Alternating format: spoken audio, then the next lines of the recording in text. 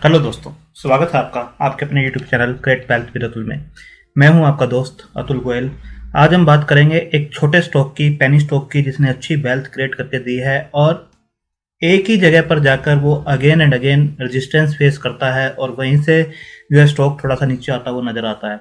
तो क्या वो है रेजिस्टेंस लेवल? लॉन्ग टर्म का भी रेजिस्टेंस है, अभी रिसेंट में भी उसने रेजिस्टेंस वहीं फेस किया, अभी अगेन रेजिस्टेंस फेस किया। हम बात कर रहे हैं पेनी स्टॉक की 3i इन्फोटेक की। प्राइस काफ़ी अच्छा मोमेंटम में था इसका और अच्छी वेल्थ क्रिएट करके दी है नीचे के लेवल से। सबसे पहले बात करते हैं निफ्टी की। निफ्टी जो आज प्रेशर में रहा 14,721, आप देख सकते हैं यहाँ पर इसकी क्लोजिंग हुई है और यहाँ पर एक ब्रेक डाउन जरूर हुआ है 14,800 के नीचे का लेवल। जो लो था इसका 14,696 का था और ऑलमोस्ट वहीं पर 14,721 के आसपास 1.27% की गिरावट के साथ ये बंद हुआ है। अगर 3i इन्फोटेक का शेयर अगर हम बात करें तो आप देखेंगे एक लोअर सर्किट के अंदर 4.73% के आसपास की गिरावट के साथ ये भी बंद हुआ है 8.05 के प्राइस के ऊपर। प्रीवियस क्लोज 8 रुपये 45 पैसे का था, आज ओपन होता है 8 रुपये 20 पैसे के ऊपर और जो हाई है 8 रुपये 40 पैसे का लगाया और लो जो है 8 रुपये 5 पैसे का और 8 रुपये 5 पैसे के ऊपर ही बंद हुआ है लोअर सर्किट के अंदर। अगर 5 दिन का आप देखें तो आप देखेंगे लगभग इसी प्राइस के ऊपर था 5 दिन पहले भी 7 रुपये 85 पैसे के ऊपर और वहाँ से एक अच्छा मोमेंटम इसने पकड़ा था, 9 रुपये के आसपास गया था और वहाँ से अगेन जो है स्लिप होते हुए नजर आ रहा है। 1 मंथ की बात करें तो 6 रुपये 90 पैसे और यहाँ पर भी हमने वीडियोज बनाई थी 6 रुपये के आसपास कि अगर 6 रुपये का लेवल ये ब्रेक करता है तो स्टॉक नीचे जा सकता है और अगर इसे होल्ड करता है तो अगेन जो है रिसेंट जो हाई थे इसके 9 रुपये के आसपास उसको बिल्कुल टेस्ट करते हुए नजर आएगा और 6 रुपये को इसने होल्ड किया था और वहीं से जो है स्टॉक घूमता हुआ अगेन 9 रुपये के आसपास पहुंचता हुआ नजर आया और वहीं से जो है एक रेजिस्टेंस फेस किया। तो रेजिस्टेंस के ऊपर भी बात करेंगे और फंडामेंटल कैसे हैं उसके ऊपर भी बात करेंगे और आने वाले टाइम में कैसे ये रिटर्न्स दे सकता है उसके ऊपर भी बात करेंगे। तो आज आप वॉल्यूम देखेंगे 2,22,83,000 के रहे हैं, जबकि 20 दिन के एवरेज वॉल्यूम देखेंगे तो 1,61,95,000 के आसपास थे। तो वहां से काफ़ी अच्छे और वॉल्यूम्स इंक्रीज होते हुए नजर आए हैं। आप देख सकते हैं 1,61,00,000 की बजाय 2,22,00,000 के आसपास के वॉल्यूम्स इसके अंदर आज इंट्राडे में ट्रेड हुए हैं। इसके बाद देखेंगे मार्केट कैप जो है 1,366 करोड़ का है, एक छोटी कंपनी है और यहाँ से काफ़ी अच्छा स्कोप है इसके लिए ऊपर जाने के लिए। डेट 801 करोड़ की है, डेट टू इक्विटी रेशो 1.92 के, जो कि हायर जरूर नजर आएगी। बट जो अभी रिसेंट जो एक न्यूज इसके ऊपर आई थी जिसके अंदर डील हुई थी 1,000 करोड़ की, वहाँ से जो मैनेजमेंट का कहना है कि वो जो अपने एक सॉफ्टवेयर सर्विसेज का और एक सॉफ्टवेयर प्रोडक्ट के 2 वर्टिकल्स हैं इनके, उसमें से एक वर्टिकल सॉफ्टवेयर प्रोडक्ट्स को बेचते हुए नजर आएंगे और 1,000 करोड़ रुपए वहाँ से मिलेंगे। तो डेट बिल्कुल वो नील करेंगे और सेकंड जो है बाकी के जो वर्टिकल्स हैं उसके ऊपर पैसा लगाया जाएगा ग्रोथ के लिए। तो आने वाले टाइम में जरूर इसके ऊपर नजर आएगी कि डेट कितनी रिड्यूस होती है। जैसा मैनेजमेंट ने कहा नील करेंगे, जीरो करेंगे, डेट फ्री कंपनी होगी। तो देखना होगा इस चीज़ को। ROC 14.2% का है, ROE देखेंगे 9.56% का है, तो रेशियोज ठीक ठाक नजर आ रही हैं। अगर इंडस्ट्री पी देखेंगे 22.1 की है, जबकि स्टॉक उससे नीचे ही काम कर रहा है 18.8, तो बहुत ज़्यादा वैल्यूएशन हाई नहीं कह सकते।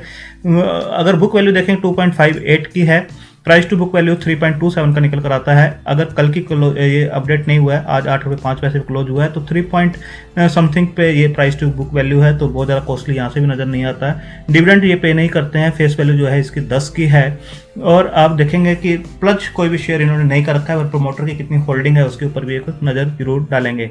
अगर आप देखें स्टॉक जो है 50 DMA और 200 DMA दोनों से ऊपर बना हुआ है और एक अच्छे बुलिश मोड के अंदर है।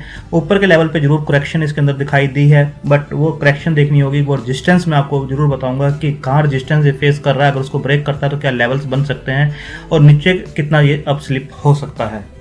इसके बाद अगर रिजल्ट्स पे हम गौर करें, जो दिसंबर क्वार्टर के रिजल्ट्स से आप देखेंगे 273 करोड़ की जो सेल्स निकल कर आई थी, पिछले क्वार्टर में 251 करोड़ की थी और दिसंबर में 287 करोड़ के आसपास की थी। तो यहाँ पर जो आने वाले रिजल्ट्स होंगे उसके ऊपर बिल्कुल नजर रहेगी और आने वाले टाइम में जो एक वर्टिकल ये सोल्ड आउट कर रहे हैं, यहाँ से डेट उतरती हुई नजर आएगी। 1,000 करोड़ की जो डील हुई है और उसका कितना पार्ट सेल्स का था उसके ऊपर भी नजर हमारी रहनी चाहिए। ओपीएम परसेंटेज जो है 14% के आसपास दी थी, जबकि पिछले क्वार्टर में 12% के आसपास थी और उससे पिछले क्वार्टर दिसंबर 2019 में भी 12% 12% के आसपास थी। तो आप देख सकते हैं कि ओपीएम परसेंटेज जो भी किसी कंपनी के लिए मेन होती है यहाँ पर इंक्रीज होते हुए जरूर आपको नजर आ रही है। बट अगले क्वार्टर में आप देखेंगे जब मार्च 2021 के रिजल्ट्स पेश करेंगे तो 278 करोड़ की सेल इनको क्रॉस करनी होगी अच्छे रिजल्ट्स देने के लिए, और ओपीएम परसेंटेज भी 14% को क्रॉस करना होगा। तो ऑपरेटिंग प्रॉफिट्स आप देखेंगे किसी भी क्वार्टर में इनके नेगेटिव में नहीं रहे हैं, हमेशा ही पॉजिटिव रिजल्ट्स इन्होंने पेश किए हैं। इंटरेस्ट देखेंगे तो कम ही आपको यहाँ पर नजर आएगा होता हुआ, पहले 10 करोड़ के आसपास था, पिछले दिसंबर में 11 करोड़ के आसपास था, अभी 9 करोड़ के आसपास है। ऑपरेटिंग प्रॉफिट भी देखेंगे आप तो किसी भी क्वार्टर के अंदर आपको माइनस में नजर नहीं आएंगे। तो यहाँ पर भी आप देखेंगे इस क्वार्टर में इन्होंने 22 करोड़ के दिए थे, पिछले क्वार्टर में 15 करोड़ थे, और दिसंबर 2019 में ये 27 करोड़ के आसपास जरूर थे। तो नेक्स्ट क्वार्टर के जब रिजल्ट्स पेश करेंगे तो 25 करोड़ को इनको क्रॉस करना होगा ईयर ऑन ईयर अच्छे रिजल्ट्स देने के लिए। क्वार्टर ऑन क्वार्टर भी आप देख सकते हैं कि 22 करोड़ को इनको क्रॉस करना होगा। और ओपीएम परसेंटेज मार्च 2020 में भी और दिसंबर 2020 में दोनों में ही 14% थी। तो अच्छे रिजल्ट्स इनको नेक्स्ट क्वार्टर में देने होंगे, क्वार्टर ऑन क्वार्टर और ईयर ऑन ईयर अच्छी परफॉर्मेंस दिखाने के लिए, क्योंकि जब परफॉर्मेंस रिजल्ट्स अच्छे आते हैं तभी स्टॉक जो है उसको प्राइस जो है ऊपर जाता है और रिजल्ट्स उसको सपोर्ट करने चाहिए। इसके बाद अगर देखें जो बैलेंस शीट है उस पर जो डेट है वो 2311 करोड़ के आसपास जो हुआ करती थी, अब 801 करोड़ के आसपास की डेट काफ़ी रिड्यूस है। रिजर्व्स जो 806 करोड़ के थे वो माइनस 1199 करोड़ के हैं, जो कि अच्छे दिखाई नहीं देते हैं। और एसेट्स भी 3858 करोड़ के थे, वो 1552 करोड़ के हैं। तो एसेट्स भी यहाँ पे रिड्यूस होते हुए नजर आ रहे हैं। इसके बाद अगर हम देखें जो डेटर डेज किसी भी कंपनी के लिए मेन होते हैं, वो भी आप देखेंगे जो ये सर्विस देते हैं, अपने प्रोडक्ट्स देते हैं, वहाँ से जो पैसा क्लाइंट से आता है वो 61 डेज एवरेज में आ रहा है।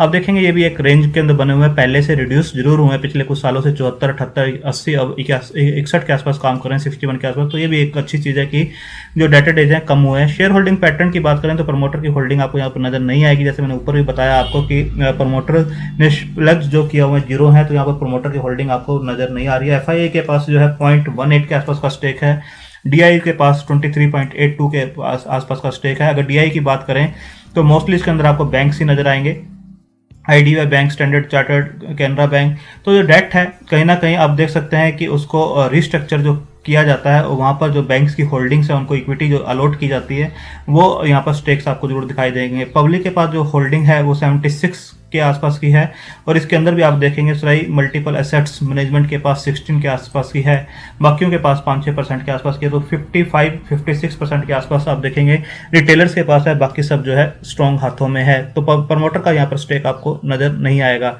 इसके बाद अगर टेक्निकल चार्ट्स के ऊपर देखें तो टेक्निकल चार्ट्स जो फंडामेंटल्स अभी हमने बात की कि किस टाइप के आने वाले टाइम में रिजल्ट्स हो सकते हैं, क्योंकि जो रिजल्ट्स होंगे उनको क्वार्टर ऑन क्वार्टर और ईयर भी अच्छा परफॉर्म करना होगा यहाँ से स्टॉक प्राइस को ऊपर जाने के लिए। तो एक टफ सिचुएशन जरूर है। जो रिजल्ट्स हैं मार्च 2021 के वो यहाँ पर देखेंगे तो ये हाईएस्ट है ऑपरेटिंग प्रॉफिट मार्जिन। आप पिछले कई क्वार्टर का देखेंगे तो 14% को क्रॉस करना होगा, क्योंकि दोनों ही क्वार्टर में दिसंबर में और मार्च में 14% के आसपास के हैं जहाँ पे कंपैरिजन होगा। सेकेंडली 278 और 273 को सेल्स को क्रॉस करना होगा। ऑपरेटिंग प्रॉफिट मार्जिन जो 39 दोनों ही क्वार्टर में था, तो यहाँ पर 25 करोड़ नेट प्रॉफिट और 22 करोड़ इसको क्रॉस करना होगा, तभी जो प्रॉफिट्स हैं अच्छे दिखाई देंगे। तो ये फंडामेंटल और रिजल्ट्स पे नज़र जरूर रखनी चाहिए जिसने भी इसके अंदर इन्वेस्ट किया या ट्रेड किया है। अगर हम बात करें टेक्निकल्स की तो मूविंग एवरेज जो है एक न्यूट्रल 13 बाय और एक सेल की तरफ इंडिकेट कर रही है, यानी स्ट्रॉन्ग बाय की तरफ इंडिकेट किया जा रहा है कि 13 बाय सिग्नल दे रही है। कोई भी डिप इसके अंदर आता है तो सेल करके चलना चाहिए। ऑसिलेटर्स जो है नो न्यूट्रल एक बाय और एक सेल की तरफ इंडिकेट कर रहे हैं कि बाय करके चल सकते हैं इसके अंदर। 26 जो इंडिकेटर हमने लगाए हैं उसकी अगर समरी बनाएं तो स्ट्रॉन्ग बाय की तरफ इंडिकेट किया जा रहा है कि एक अच्छे मोमेंटम में है स्टॉक। 14 बाय 10 न्यूट्रल और 2 सेल की तरफ इंडिकेट कर रहे हैं कि इसके अंदर डिप के अंदर बाय किया जा सकता है टेक्निकल बैकग्राउंड के ऊपर। फंडामेंटल्स मैंने आपको बताया, प्रमोटर की होल्डिंग एक तो नजर नहीं आ रही, और सेकंड जो है जो डेट इसके ऊपर है, कैसे आने वाले टाइम में जो डेट को रिड्यूस करेगी कंपनी, और जो एक वर्टिकल इन्होंने सोल्ड आउट किया है तो उसका कितना पार्ट जो है सेल्स जो है डिप होती है, या फिर उससे कितना प्रॉफिट्स इनको आता था, या प्रॉफिट मार्जिन उस वर्टिकल के कितने थे, उसके ऊपर बिल्कुल नजर रखनी चाहिए। तो फंडामेंटल के कंपनी के ऊपर बिल्कुल नजर रखनी चाहिए, और टेक्निकल्स जो बताते हैं किस वैल्यूएशन के ऊपर हमें लेना चाहिए, तो ये स्ट्रॉन्ग बाय की तरफ इंडिकेट किया जा रहा है। अगर चार्ट के ऊपर आप देखेंगे तो ये स्टॉक जो है आप देखेंगे कि 3 बार इस लेवल के ऊपर जा चुका है। यहाँ पर आप क्लियर देख सकते हैं 2018 में भी ये स्टॉक था 9 रुपये 20 पैसे के आसपास, देख सकते हैं यहाँ पर आया और यहीं से ये स्लिप आउट होते हुए नीचे गया है। अगेन आप देखेंगे ये स्टॉक जो है 2018 के बाद पूरा का पूरा डाउन ट्रेंड में था। चाहे 2018 में जो सेबी के कुछ रूल्स आए थे म्यूचुअल फंड के लिए और सब कुछ, जहाँ से मिड कैप और स्मॉल कैप सभी स्टॉक जो है पिटते हुए नजर आए थे, और वहाँ से ये स्टॉक भी काफ़ी नीचे गया, उसका कोविड के टाइम पर और भी नीचे गया। यहाँ से इसने अच्छी रिकवरी दी। रिकवरी देने के बाद आप देख सकते हैं कि ये स्टॉक जो है ऊपर जो आया था वो 9 रुपये के लेवल के आसपास ही द्वारा आया था। यहाँ पर आप देख सकते हैं इस लेवल के आसपास आने के बाद अगेन यह स्टॉक जो है 9 रुपये 30 पैसे तक आया, और यहीं से ये स्टॉक जो है 12 जनवरी 2021 को 9 रुपये 30 पैसे का लेवल बनाया।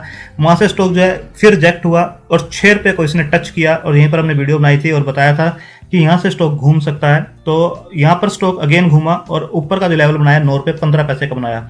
तो 9 रुपये से लेकर 9 रुपये 30 पैसे का जो लेवल है इसको क्रॉस करना जरूरी है। आप देख सकते हैं 3 बार इस लेवल को ये टच कर चुका है। तो 9 रुपये से लेकर 9 रुपये 30 पैसे के बीच ऊपर की अगर ये क्लोजिंग देता है, क्लोजिंग बेस पे अगर क्लोजिंग इससे ऊपर आती है तो ये स्टॉक अच्छा मोमेंटम दिखा सकता है, जो कि इसे 14 से 15 रुपये तक भी ले जाया जा सकता है। बट अगर ये इसे क्रॉस नहीं करता है तो अगेन ये जो है स्टॉक इस लेवल के ऊपर आपको नज़र रखनी चाहिए। आने वाले टाइम में स्लो एंड स्टडी ये हो सकता है कि आपको नीचे ही फिसलता हुआ नजर आए, क्योंकि जब स्टॉक 2 या 3 बार एक रेजिस्टेंस को फेस करता है और वहाँ पे क्रॉस नहीं कर पाता तो थोड़ी करेक्शन उसके अंदर जरूर होती है। बट अभी जिसको फ्रेश एंट्री लेनी है तो या तो बाय ऑन डिप की पॉलिसी बनानी चाहिए, डिप आने पे और कंसोलिडेट होने के बाद इसे लेना चाहिए, या फिर 9 रुपये 30 पैसे का लेवल के ऊपर अगर क्लोजिंग देता है तो उसके बाद इसे लेना चाहिए। तो रिजल्ट्स पे फंडामेंटल पे नजर रखनी चाहिए। अभी इसके ऊपर कोई भी जो फ्रेश एंट्री है वो नहीं बनती है, या तो रेजिस्टेंस को क्रॉस करने के बाद बनाइए, और या फिर एक बाइंग जोन के अंदर जो थोड़ा डिप के ऊपर बनता है वहां पर इसके अंदर बनाइए। तो आप अपने फाइनेंशियल एडवाइजर से डिस्कस करके अपनी होल्डिंग कैपेसिटी और रिस्क टेकिंग कैपेसिटी के हिसाब से इस स्टॉक को कंसिडर कर सकते हैं। छोटा स्टॉक है, छोटी कंपनी है और छोटा ही पैसा इसके अंदर लगा के चलना चाहिए। थैंक यू, धन्यवाद।